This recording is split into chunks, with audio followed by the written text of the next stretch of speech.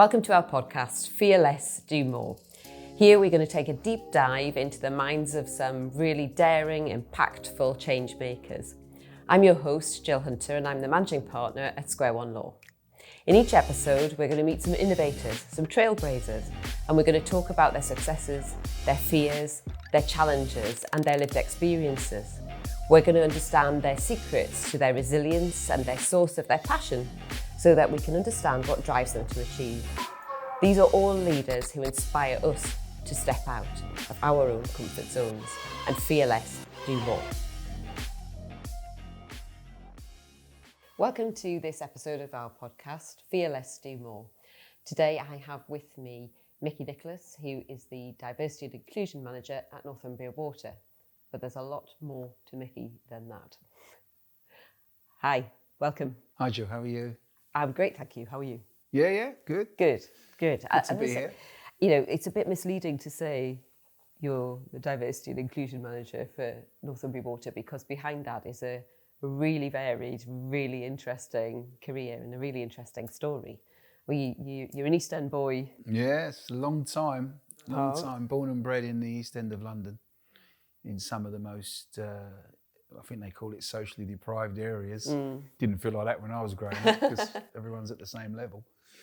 So yeah, many years ago, and ended up in the Northeast. Yeah. Really happy in the Northeast now. So it's been a journey. So it's been a journey. I think you started out, you worked for HMRC, you were a painter and decorator, you've done all sorts of I've done everything. stuff. They were the good old days, you know, when, you know, with not a massive, what you call an academic record behind me, you could literally, you know, growing up in the 70s and early 80s, although with difficult times, you know, for us as a country, you could get a job, you could leave a job on a Friday and get another one on a Monday in some cases. I mean, you know, not a fantastic job, but work. Yeah.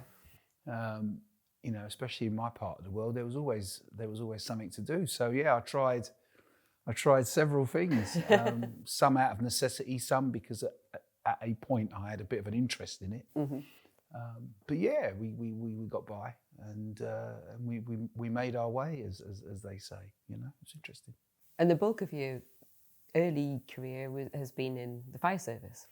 Oh, all of it. Yeah. All of it. You know, if I'm going to talk about, I never even thought about the word career until I joined the fire service. Before that, it was just a job. Yeah. You know, so you mentioned the painting and decorating. You know, I did an apprenticeship and I was self-employed. It was just a job. I joined the post office and had a great time in the post office, and all the camaraderie and comradeship there. But again, it was just a job. The word career didn't enter my lexicon until I joined the fire service. Absolutely. And was the fire service something that you did have an interest in and you wanted to pursue it, or did it come around accidentally? Yeah, very much accidentally. A couple of friends of mine, a really good friend who's obviously a really good friend still today, had joined the fire brigade, and he happened to mention to me down the pub one afternoon when I was saying, because he just joined, how are you getting on? And he said, it's great. He said, you really should join. And he kind of said as an aside, we're looking for more like black people, you know. He said, we've got a real recruitment drive at the moment for black people, give it a go. And I thought about it, and we didn't really talk about the job. It just sounded like a good idea. I was a bit of a footballer then. He sort of mentioned that they had some really good sports teams. And, you know, we do all this other stuff about, as well as put out fires kind of thing. And I thought, I'll give it a go. And he sent me some details and I applied. I can't remember if it was the first time I wasn't successful, but on a second application I was. And that was a story in itself. My partner at the time was about 7 months pregnant, and she was at home and she was going through some of our drawers, and she found the application that I'd filled in and not posted. And on opening it just to have a look, she realised that the closing date was that day. So she literally 7 months, maybe 8 months pregnant, jumped in the car and drove to the London Fire Brigade headquarters, which was on the other side of London to where we lived at the time, and put in my application. And there begins the story of nearly 30 years service in the London Fire Brigade. That's a real sliding doors moment, that, isn't it? She reminds me of it every day, you know. Our son is now 35, so whenever we talk about my career and all the things that happen in my time. She always reminds me that if it wasn't for her, I probably wouldn't have been in the fire brigade, because she dropped the form off that particular day. Yeah, and what a fortuitous thing for her to have done, because I mean, you had a fantastic career in the fire service and have been a real sort of fearless game changer in the fire service, particularly around the visibility and representation of Black people within the service.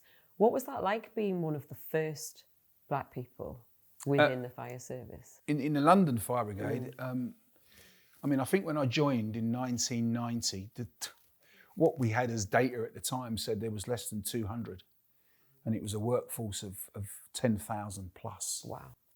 When we talk about operational firefighters. So there wasn't that many of us.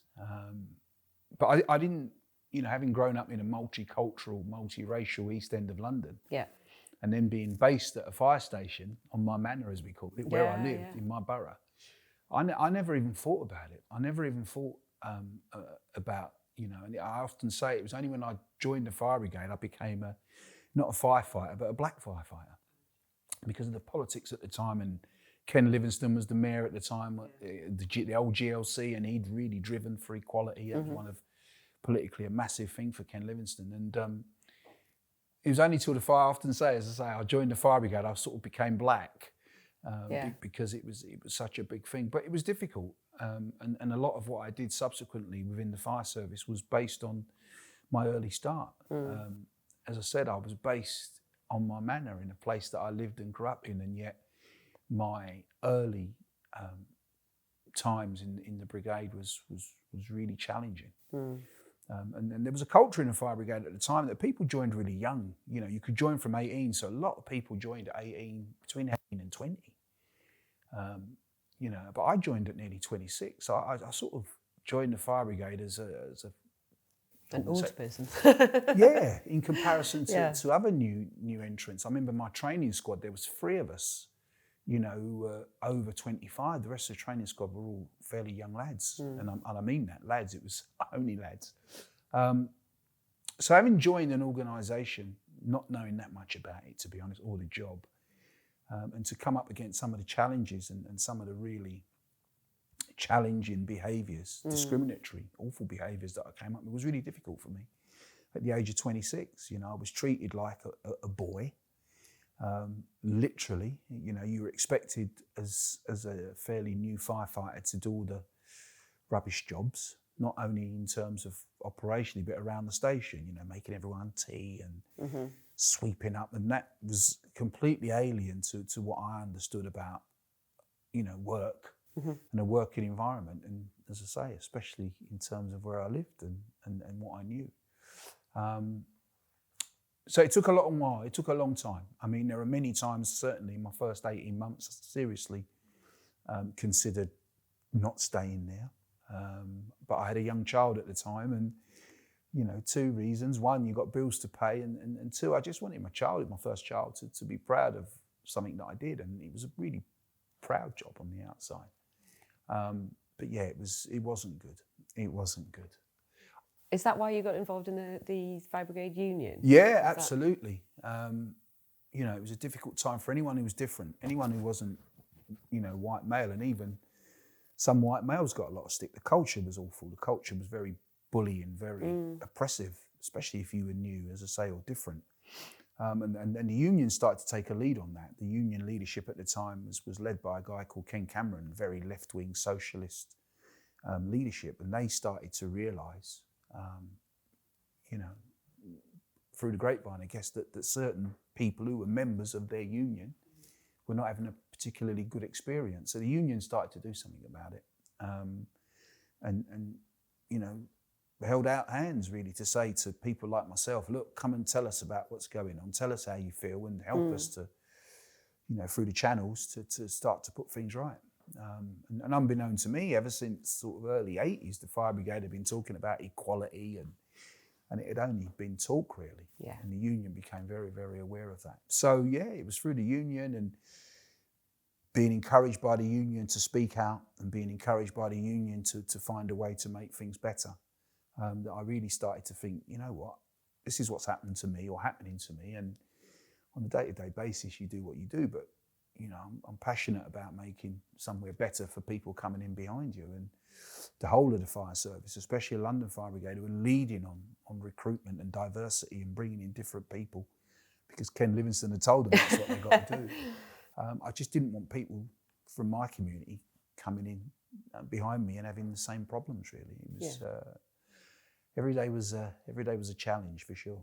So how did you go about addressing that? How did you help make those changes so that young black people coming in behind you didn't have the same experience? Yeah, the wonderful thing about the Fire Brigade Union, or one of the many wonderful things about it, is because it's a trade union, it only deals with the fire service. So its influence is massive. Yeah. So whether that be through senior management or the politicians who run the fire service, at the time it was the Home Office, it had really good influence, if I can call it that. Difficult, but good influence. And it just started to, first of all, look at how it worked itself as a union internally and the type of representation it had amongst its own union structures. So they started to put in rules and strategies around that. And then they started, or almost simultaneously, started to go to the people who run the fire service and said, look, this is what's happening and it needs to stop, and you have a responsibility to do something about that. And politically at the time it was difficult because, should we say our political masters had a different perspective maybe at the time. You're talking Thatcher and co. But slowly but surely they got there. Slowly but surely they started to understand that as a public service, you needed to represent the public in order to serve it as best as you can. And there started to be a recognition of what that meant. And I think it's interesting, isn't it, that you always need a change maker to make this happen. But actually, what you're talking about is not just increasing representation; it's changing the whole culture of an organisation. And that's a challenge for lots of organisations, particularly if they've been going for a long time. You need to be able to. What do you think are the sort of the key? If a business is listening to this thinking, actually, I can recognise some of this here. I can see that my culture needs to change, but I haven't got a clue where to start. What would your sort of recommendation be as to where to start if you think you have a problem with your culture that you need a change? Yeah, one of the things we've learned for organisations is you don't need to reinvent the wheel. There are so many benchmarks and so many other organisations have been doing that for a long time. So take the time to find out, take the time to look and to research and to talk to other people who've been in that game, first and foremost, just to have an idea of some of the things that people have faced and the challenges they've overcome in order to make things better. Secondly, the most important thing is to look within, to look at your culture, look at your people, try and find out, if you best you can, why people do what they do and behave as they behave. Because unless you actually find out not what you hear, but what you know, and what you can evidence about your own culture, you wouldn't even know where to start to go about changing it. And one of the great things about my journey is I've seen all the mistakes. Yeah. The fire service made a lot of genuine, and I mean genuine mistakes where they really thought they were doing the right thing. And the underpinning mistake of it all was they didn't talk to people in the first place. A certain group of people at the head of the organisation just decided that was the best thing to do. And the reality is, I would say to any organisation, is that unless you have those internal conversations and find out where people are and why they are where they are, you wouldn't even begin to know where to start to put things right and to make a change. Yeah, I think that thing around, particularly around diversity and inclusion, has to be led by and has to have buy-in from the people at the top. Otherwise, it just becomes tokenism, tick boxes, and policies that sit in drawers and nobody looks at them. How do you get top-level engagement? I think it's different. When you've got a union who are saying this needs to happen, we're representing your workers here. If you haven't got that external influence coming in and telling you think something needs to change, how can you, if you're sitting in an organisation, influence the board and convince them that something does need to change? Yeah, funny enough, it's almost two separate strands. So you've got the public, I call it the public and the private sector. So the public sector are absolutely led by politicians. They provide the funding, they provide our hard-earned money, fund something and organises something. So the politicians are the leaders in the public sector. And as I said earlier in the conversation, many, many years ago, it was recognised that to be reflective of the public is how you best deliver a public service. In the private sector, for me, and in all my learning, it's the bottom line. It's selling what we know to be fact. You know, that a really good organisation with an inclusive culture, let alone a diverse one, the bottom line improves. You know, it gives you that longevity, it gives you that sustainability, and it's for people to understand that. You know, what I'm finding certainly now, I live in the Northeast, is that is still a message that is still being delivered. So you were in the fire service nearly 30 years, yeah. 30 years.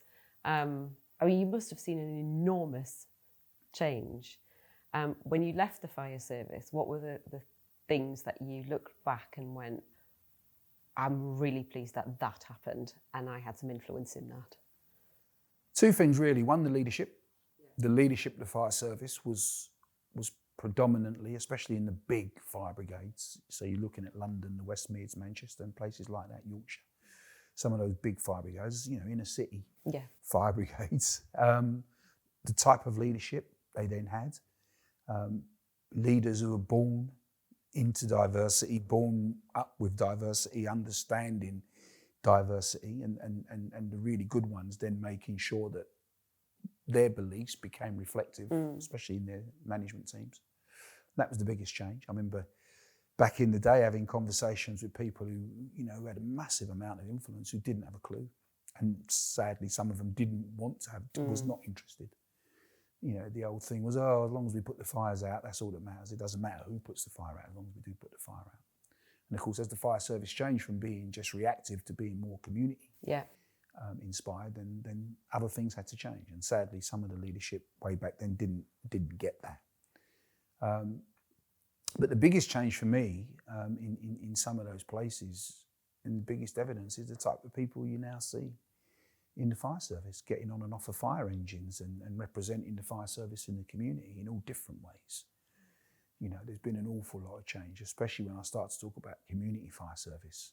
You know, when I joined, we were just a fire service. We literally did what we had to do and the bells went and off you went. And now the fire service is a completely different place.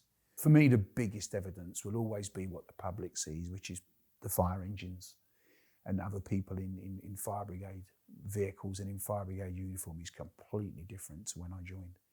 You know, and some might argue that would have happened anyway. My gut tells me that wouldn't have happened because it was so rooted in being that traditional job, primarily for men, preferably white men. Yeah. So some of the stuff that me and others did, I think is evidenced by a completely different fire service today, not only in terms of what it delivers, but what it believes in as well. So you obviously loved being part of the fire service and making those changes and helping for that progression that was needed, and that you can visibly see the results now. So why did he leave? I was tired. And, I'm not surprised. And I was tired. We, you know, me and a small group of people did an awful lot of work over many years. In fact, it's not a small group. It was, I guess, proportionally in the end, quite a lot of us were doing what we were doing. But I was a little bit tired. I'd had as you said at the beginning, an interesting career. I've been a Labour councillor. Right. Obviously, I've got my sporting interests, my trade union stuff. When I left the trade union executive group and went back into the fire service, you know, I then worked in our operations centre, and of course across our desks became things like Grenfell and all sorts of stuff. So I got to a certain age, 55, and I was just tired. Yeah. I was just tired. I was just, you know, and I truly do believe that when your time's up, let someone else have the job. And so when you worked for the TUC, did you come out of the fire service to do that? No, that was job, just or part of that my trade union it? role. So when I sat for many years on the TUC Race Relations Committee and finally on the General Council, that was just part of what I did as a trade union official. And those were interesting. A very political, what I call a risk-averse organisation. Right. At the TUC, we had some real challenges there in terms of what we felt as race activists that needed to be done, and what we wanted the trade union movement, which is what the TUC represents, needs to do, and what a very with a small c, not politically, but with a small c, a very conservative organisation wants to do.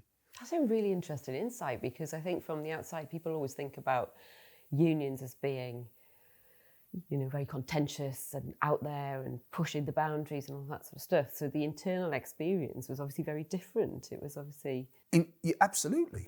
I mean, unions are just organisations, and in some parts of the trade union movement, they're just organisation, depending on the industry, organisational cultures.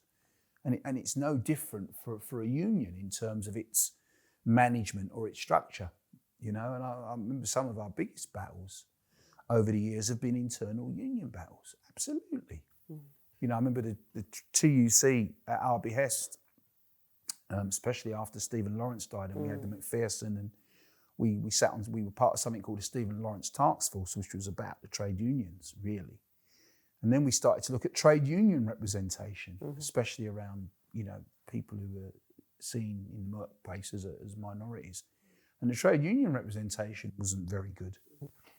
We started talking about women, and I use black in a much wider sense, and our people from our LGBTQ plus communities. The trade unions didn't look any greater, depending on the industry. When I think of some of, and don't forget, from a trade union perspective, there's only ever been one. Sorry, there's now two, but certainly when I was around, there was only ever one general secretary from the trade union who was black.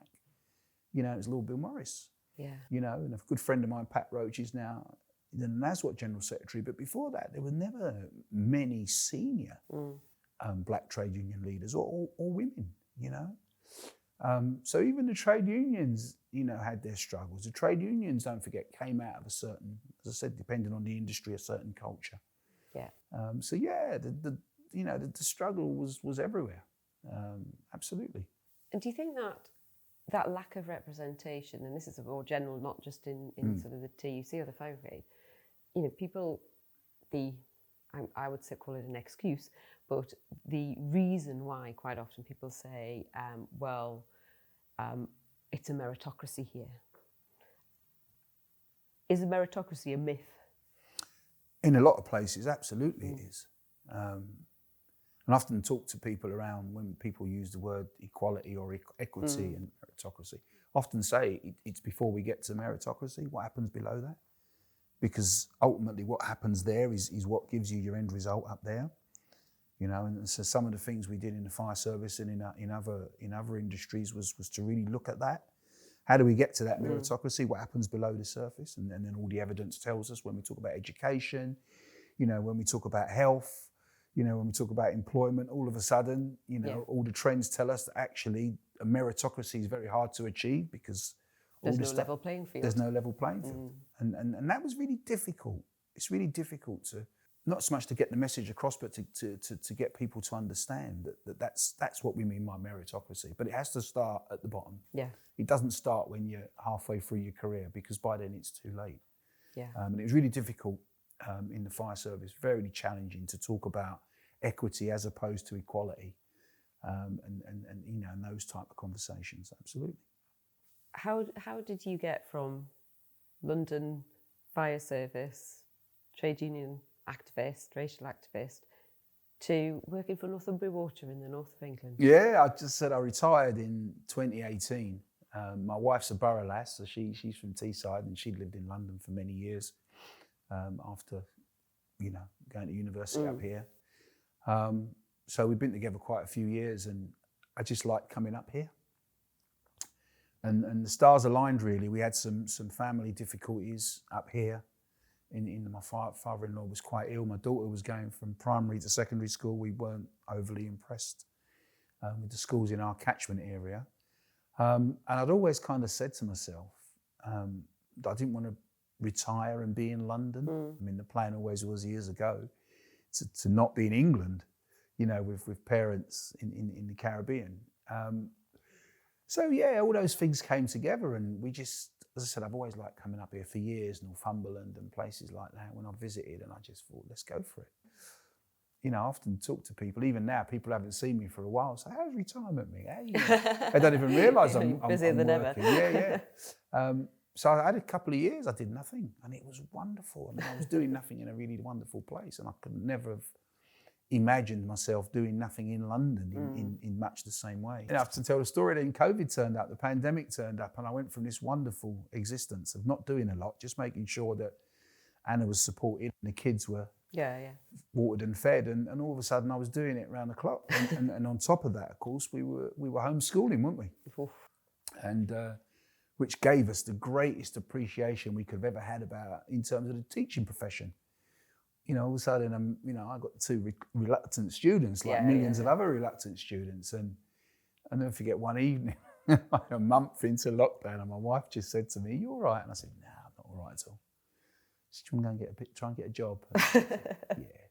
But anyway, lo and behold, she helped me to register with a couple of agencies, and within about, 3 weeks of being out there again, someone contacted me and said, "Northumbrian Water have got a few roles that you might be interested in based on your CV." And if I'm going to be honest, I found what I thought was the easiest role. I thought I could do that. And they contacted me, and when I sort of clarified what I was looking at, they sort of, "Oh, no. You know, based on your CV and what they'd found out about me, this is," and I was like, no way am I doing that. I'm not going back into that. But I had a conversation with our HR director and subsequently our head of people and experience, and and there I was. And one of the things that attracted me to it was not anywhere less intensive, but the same sort of challenge that I'd done, and I felt that I'd had plenty of tread in it, in the skin in the game, as you call it, in terms of the demographic of the water industry, not only Northumbrian Water, and what the fire service used to look like. Yeah. So I thought it was something I could possibly help with.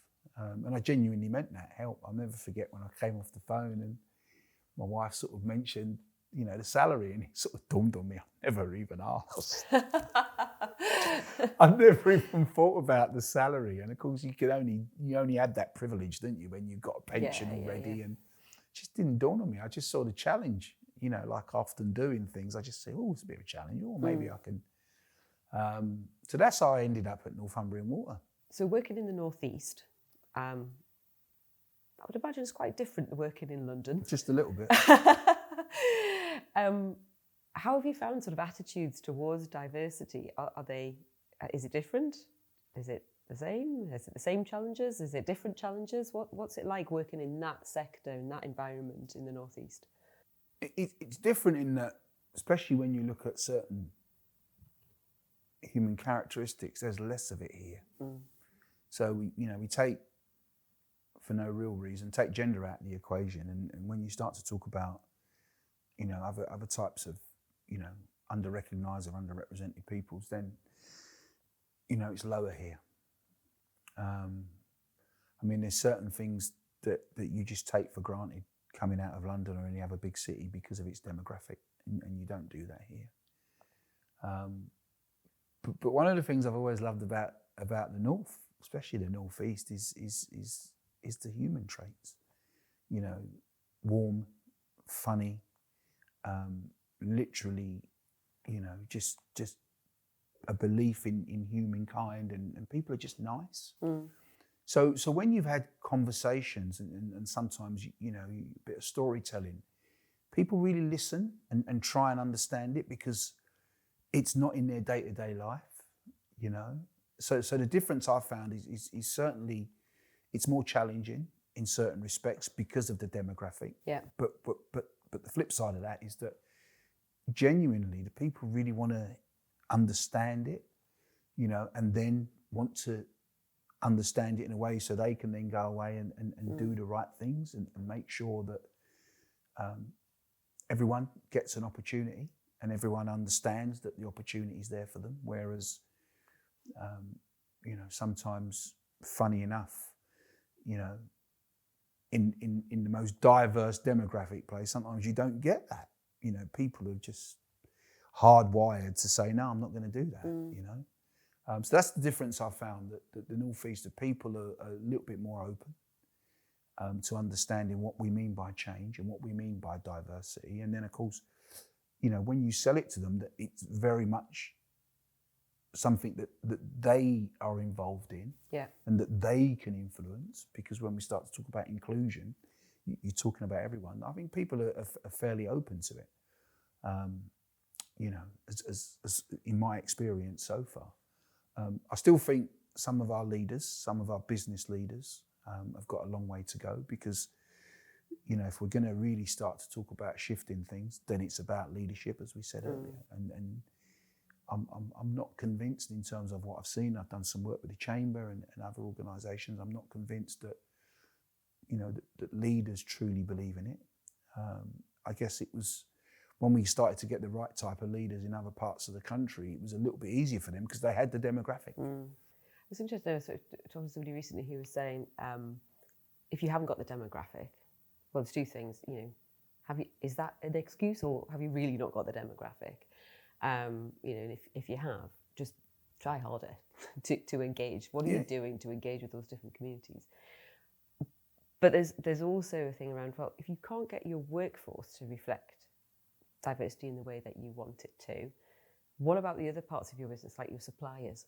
So look at your supply chain. How diverse is that? Because that usually isn't geographically restricted. Absolutely. If you're buying paper, you don't need to buy it from the man on the corner. If you're buying, IT services, they're all delivered remotely. So look at it. How creative do you think organisations need to get in order to deliver around diversity and inclusion? Well, part of that is about culture. How creative are they? Yeah. Full stop. So if you see an organisation, it's when I think up here, I think of Northumbrian Water, I think of Greggs and all those places, big employers, big reputations and profiles. If your culture is one of creativity and innovation, then all you've got to do is lend yourself with what you already do to that space.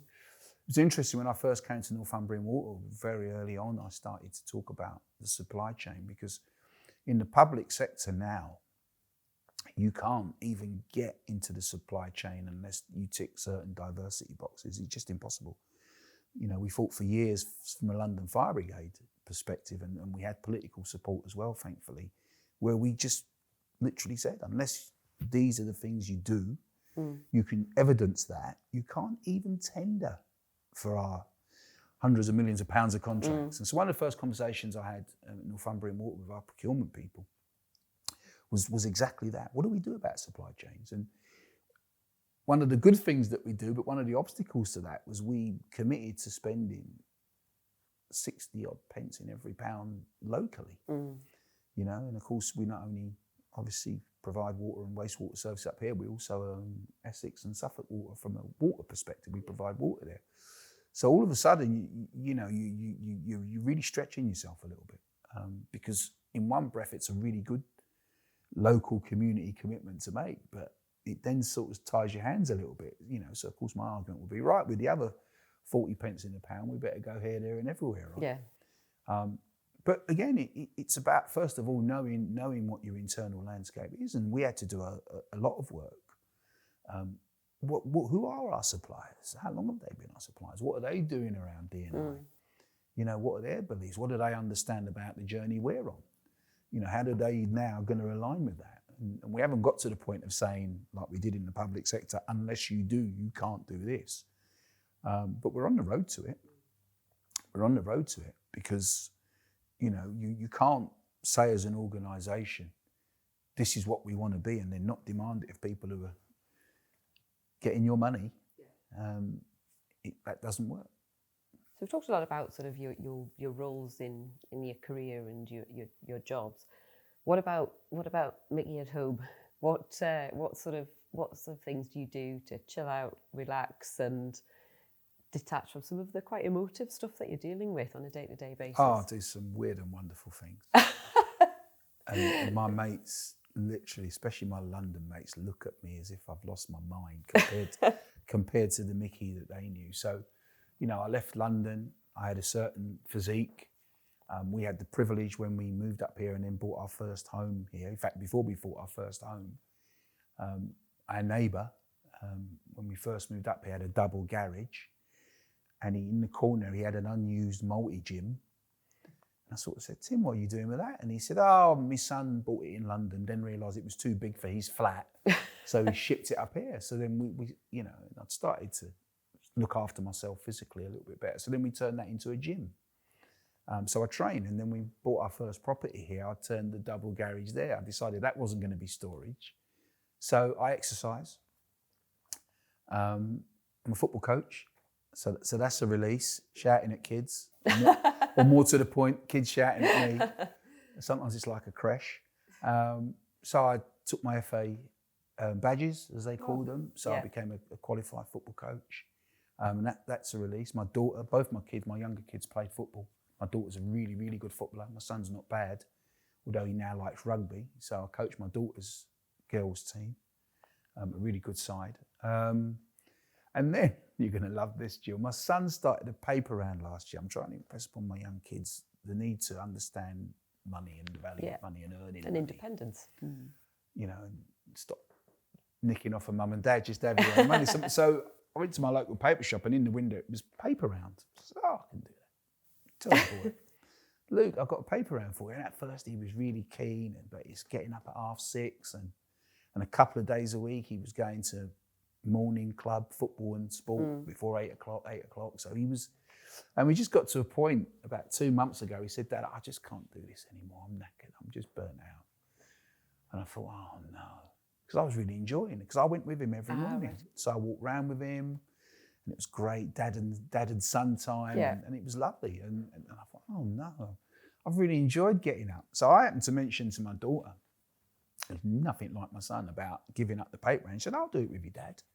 And I laughed at this point, and so did my wife. We both went, yeah, right, she's not coming up for that. She does not do hard work.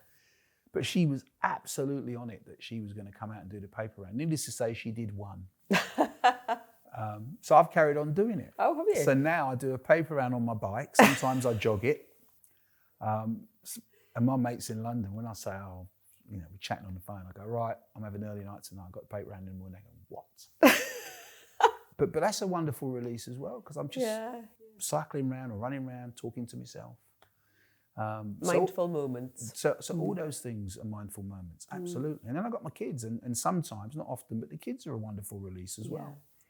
You know, because especially today's kids, they've got a completely different perspective on work and life. And sometimes you come away from the laptop, you know, and you're a bit tense, or something's happened and you're a bit, and then, you know, the kids just come out with something, and you just think, you know what, that's what life's about, really. So yeah, exercise, my family, and and that wonderful thing known as a paper round. I mean, when I first mentioned it to people in London, they went, what? People still do paper rounds? I said, they do where I live. All the elderly do, yes. They love a bit of paper. None of that iPhone and iPad stuff. No, they'll still have their daily print. Yeah, my parents in their 80s, they have paper every day. Yeah. I mean, I was shocked when I first started doing it. How many people on our patch still have milk delivered? Yeah.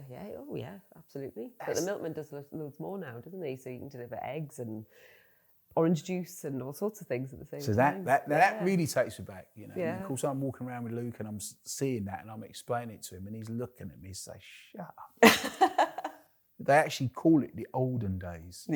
Dad, you know, in the olden days, you know, I said, well, pre-war or after the war? No, you know, when you was my age, they say. They call it the olden days.